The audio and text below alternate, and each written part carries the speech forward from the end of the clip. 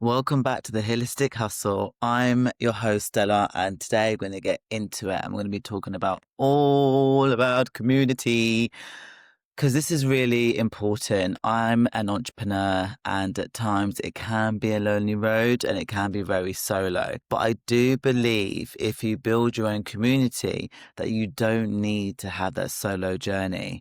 And I think it's time that I was able to dive into this and take you through what I do, what helps me, and also what I suggest you can do to ensure that you've got your tribe and also your community as well. Now, there's a lot to really think about when it comes to building your own community because you want people that can actually, be on your level, possibly above. So you're able to feel like, I can do that too. And whether it's scaling your business, whether it's someone that you want as a soundboard and give you ideas that you can bounce off that you're thinking about doing, or whether you want that trust and honest opinion, don't think that's working. So it's a no from me. I feel that every person that's in your community must give you a benefit and something that you can take from them, but in a nice way.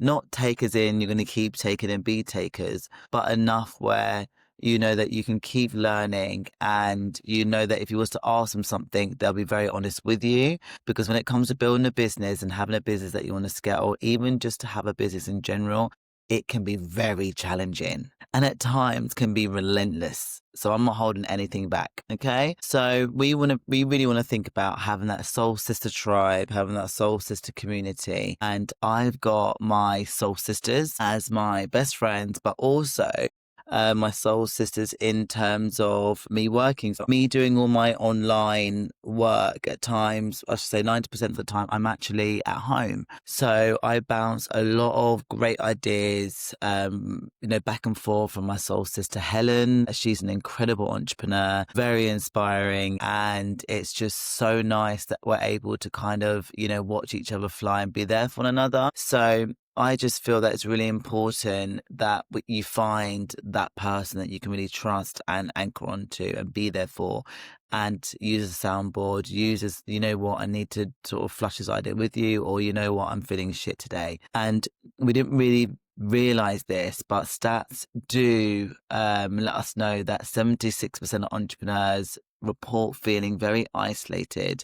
And for women, that's bad. And we are fighting on imposter syndrome. We are fighting guilt. And we need to really be thinking about what is it that we're guilty about? Is it not spending enough time with our partners and our children? So I just feel that when it comes to finding your community or network, sometimes you think with these networks, you'll go to these events. And as much as I love going to these events and having these days out, I do feel that we can create our own event daily. And that doesn't need to be we'll go into a room full of people. We can just have that one person or those few people that we can bounce off and actually resonate things with, and just be so ourselves and can help us with our business along the way. So I think this is really crucial that once you find your connection and you keep building on that community, you will really feel that you're not so solo and you're not so isolated. So I want you to think about not letting competition with other women hinder you. Because if you did do that, and you do that, then 30% of your stress is gonna come from that, because you're always gonna look on social media and go, oh my gosh, she's doing this, one we're not doing that, one we're not there yet. Look, let's face it, we all have imposter syndrome. We all have points where we can compare. But long ago, before I started the online world and started having my own business, I was like, you know what? I'm going to be in my own path. If I see another sister of mine or someone doing very well, and if I need help or feel actually I want to, really think about, how I do things in my business, and I've got her to bounce from that. But you have to equally remember that we're all unique and we're beautifully, wonderfully different. So that being said, I just feel, well, for me anyway, I was like, no one is ever my competition. I offer a unique program. I am a very unique person. And you have to remember as well that if someone has started a task a lot longer than you within business, so for example social media, or knowing how to build programs, and doing the studying to benefit more clout into the program, or we all work at things differently to when we're at that point in time in our place where we feel that we've got another idea that we want to bring together. So what I'm trying to say is we all work at different speeds. We've got sprinters, and then we've got the joggers, and we've got the thinkers. And whether you can sit there and think, okay, what one am I? Or should we just think of, okay, I'm a sprinter. This is how I do things, this is how I want to do things. And I just need to focus on my business and have my community or my solstice there to be there for me when things get tricky, for me to praise, for me to really feel like, oh my gosh, I'm doing this and things are happening for me, and them to be your cheerleaders as well. So we need to really think about what we need. What would our community, what do we want out of our community? And what can our community bring to us? Now, our ancestors survived by collaborating, not competing. So it's time to remember that. And we need to really think about, again, what I said, 3 different types of communities. We've got one, which is those are the women that are exactly the same level as us, facing exactly the same challenges, not ahead of you, not behind you, but right beside you. These are your Me Too people. And when I say those Me Too people, you can give that advice, and you can give that opinion, and it will never go anywhere. Like, they'd want more from you. And you can sort of say how crap your day's doing, and they're just there for you. And then I would say, think about with those sort of people, have no more than 1 or 2 that you can work with. And there's Facebook groups. I found 2 of mine in a Facebook group. So, and they are just amazing. And I just feel that if you was to keep an eye out and go, right, okay, does she resonate with me? Is she someone I could tell my secrets to? Do I like her energy? Do I like her vibe?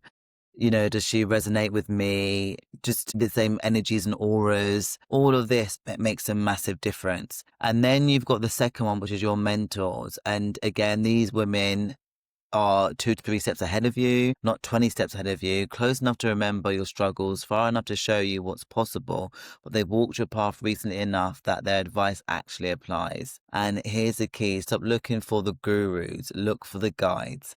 Someone who says, I figured this out last year, not I've been doing this for decades. And the third one, your meaningfuls. These are the women you're guiding, not because you're perfect, but because you're 1 chapter ahead in the story they've been writing.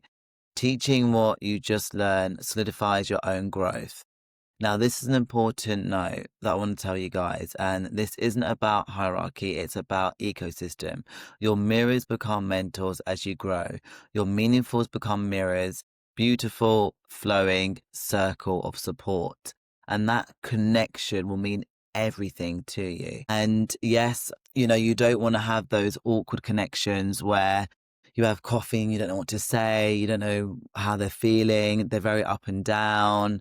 You just want to ensure that the people you pick are definitely from your vibe, your energy. They are there to see you in every step of the way and pick you up when you need picking up. All right. So just think about who those people are, how they can benefit you, and what you could do with them to really have that collaborative approach. And what I want you to do is I want you to go out and look for them. Look for those people. Look for the people that are going to be, giving you that energy, matching the energy, the people that are there for you. We don't want fake connections. We don't want fake people. We don't want the people that are just going to drain us. We want that collaborative approach and that synergy and that flow.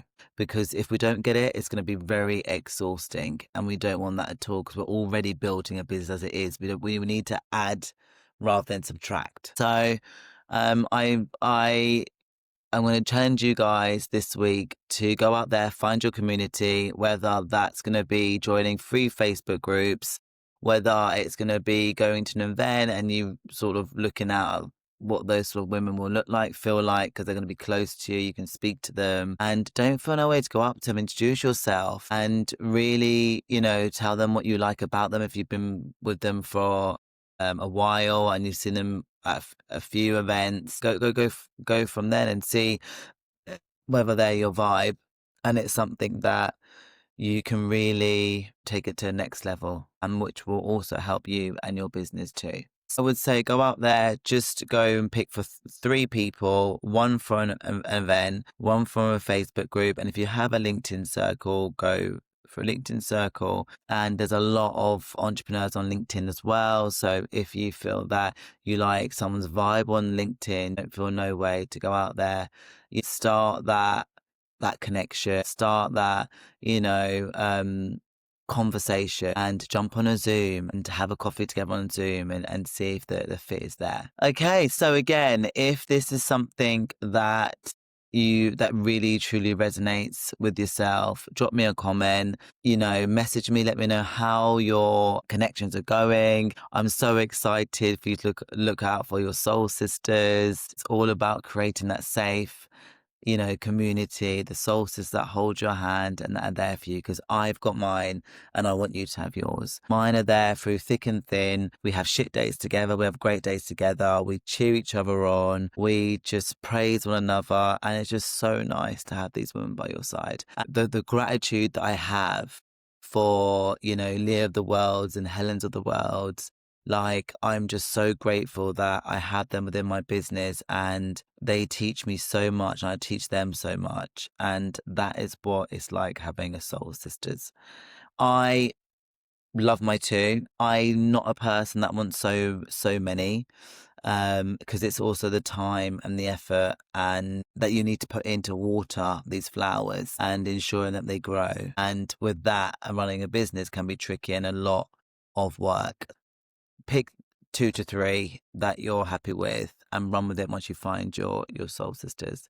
And having your own business does not, any shape or way, does not need to be lonely. And if you're in corporate companies, you can also look for your soul sisters. They are out there. All you got to do is just tell the universe you're ready to open up, find the people that are your tribe, are your people, and yeah, go and get them. They're there. Thank you very much for watching The Holistic Hustle. It's been great doing this episode, and watch out for my guides. Again, you can download them from my website. I'll be putting my website in the description. And if you need anything from me, let me know. Again, I want to hear all your stories. And again, thank you very much for watching. God bless. Speak to you later. Ciao, ciao. Peace.